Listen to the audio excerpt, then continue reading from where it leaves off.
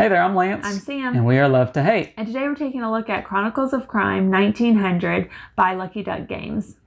Chronicles of Crime is a series of games from Lucky Duck Games in which you used your cell phone to scan QR codes and look at virtual reality crime scenes, all in attempts to figure out a crime and who did it.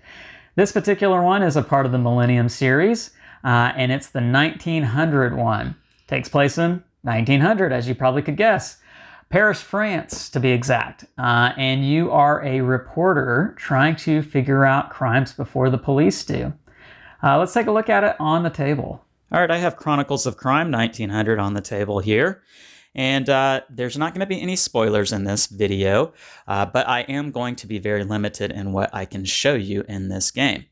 As already stated, this is 1900 and you are in Paris and you are going to be trying to solve some crimes as a journalist for a newspaper. And you are going to be using this setup for just about every mission. I've not completed all of them just yet. The fourth one is actually still yet to be released, but in the ones so far, you are always going to be playing with your headquarters. This is the newspaper with, I believe her name's Charlotte, and she's just kind of your handy aid person who's going to be there to give you hints and help you solve puzzles and that sort of thing.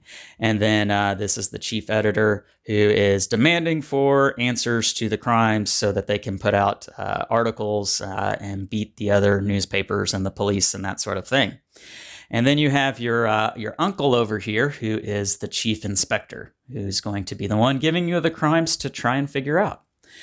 Now, this is Chronicles of Crime, and so it does require the app, and it's the same app that is used in the previous versions of Chronicles of Crime, the London Forensic and the NOR and Welcome to Redview. You can see that those are already on here, as well as the 1400, but we are looking at the 1900. And so you do have to have this app, and I'm just going to show you a little bit of the tutorial here. Again, not spoiling anything.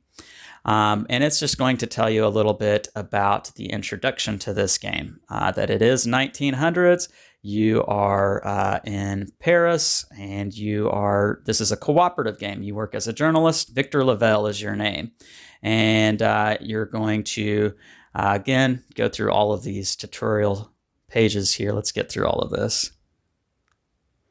And you're going to have the camera work as a way to scan the QR codes.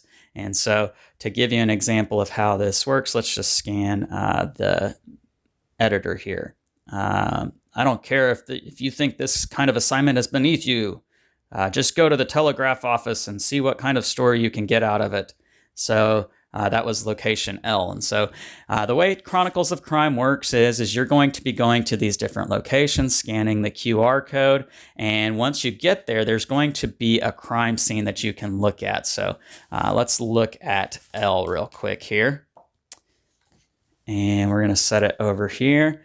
And we will scan L. And you walk a couple of streets and drive at the entrance of the telegraph office. And so let's just go through this. It tells you that there's going to be some people there, and you place them on the board, and you then can talk to them. And I think one of those people was our uncle. So let's talk to him real quick. And so Victor, his name's Norbert, and he's going to give you some facts about the case that you are trying to solve. And then you're going to, again, scan other people's cards that you can be able to ask questions and look at the crime scene. And in 1900, there's going to be this deck of cards over here that are going to be puzzles for you to figure out. And it says, stop, don't look at these until the app tells you specifically when to do so. And these are going to be extra little puzzles that you are trying to solve throughout the course of the game. And they're all different. They're all different types of puzzles. And so there's not a whole lot of information that I can give you on this without spoiling it, but it's sort of like an escape room. There's escape room elements to this game, and so that comes in that deck. You put your clues that you get throughout the course of the game, just like in Chronicles of Crime, you're going to look at crime scenes, and if you see certain things, you're going to put them out here on this board after you scan the QR code on these cards, and the app will tell you, yes, that's a clue, or no, that really doesn't matter. You have your special cards over here. These are kind of special clues that really stick out for whatever reason, and don't really know what all of these are just yet, but looking forward to figuring that out. And then again, you have your people cards. And if you'd like closer look up at these cards, you can check out the unboxing video that we did. You can click that eye in the top right corner. It'll take you to that part there, that video.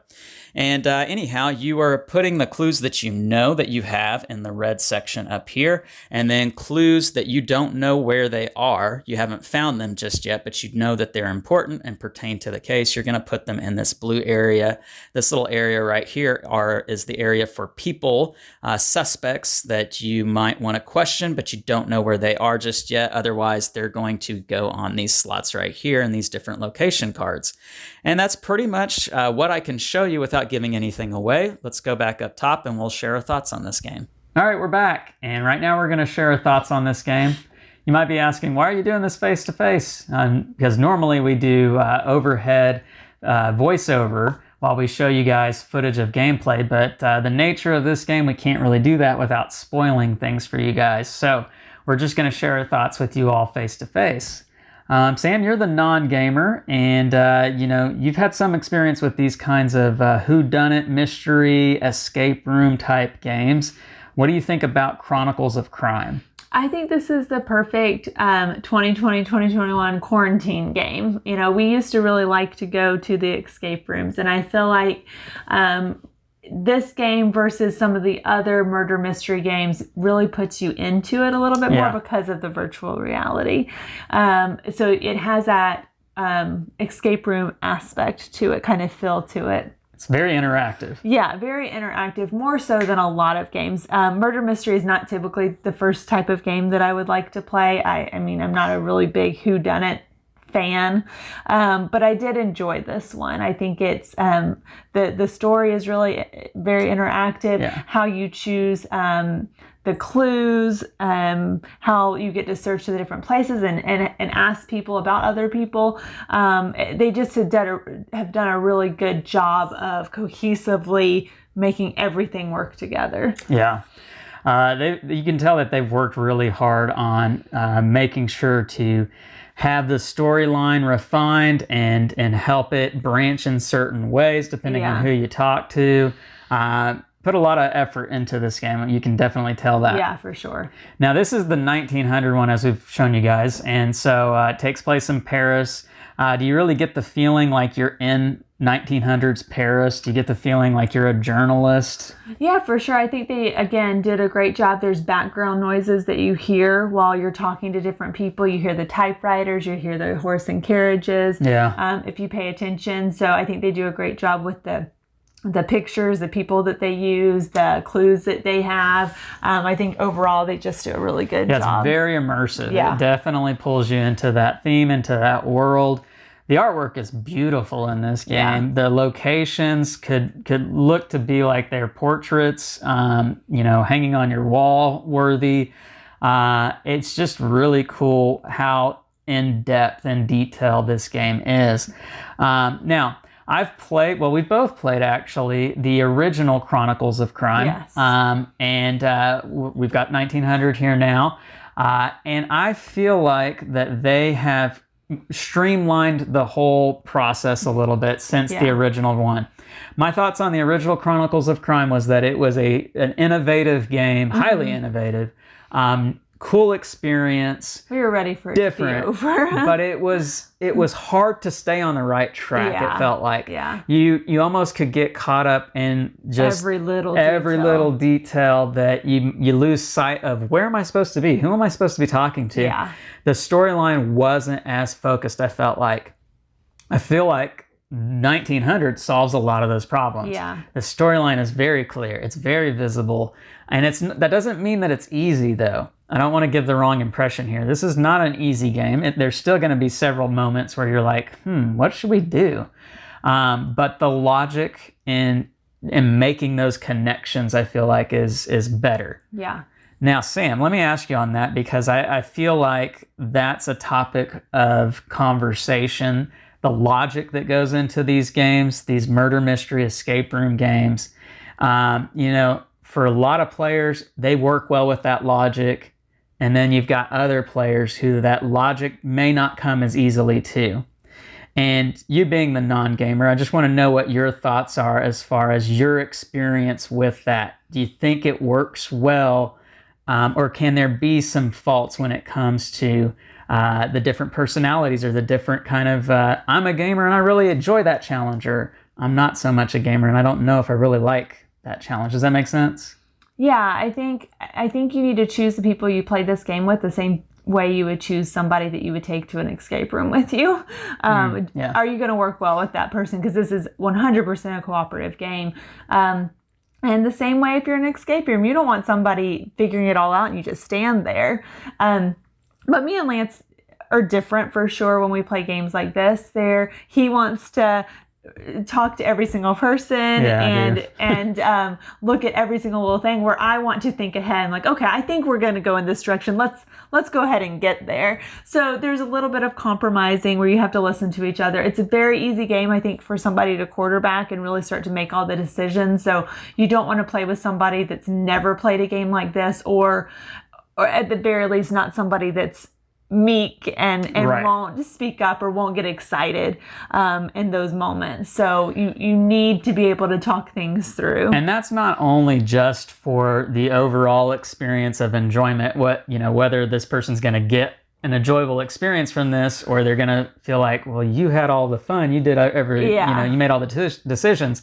But it's also important on whether you're going to solve the case or not. Yeah. Because as we've said, these aren't easy cases per se. Yeah. And you need everybody's input. You need everybody's brain working and helping to solve the case. Because people are going to think differently too. Yeah. The first round we played, there was some times where Lance figured something out way before I even saw it. And the second one we played, I used some of my background knowledge, not even that we found in the game, true. just had this knowledge of this one particular, I can't really give anything away. Yeah, I don't want to give anything away, but it helped us in solving it. So, it's not all just in the game. Sometimes you're able to bring something else just from your own knowledge, but, I think the very first time, the first version of this, we played with the goggles that you can put, and it really looks 3D. Yeah. And I think the big downside of that is only one person can see it at a time. Yeah, that's true. And this time when we played, we just did it on the phone where we're both looking at it.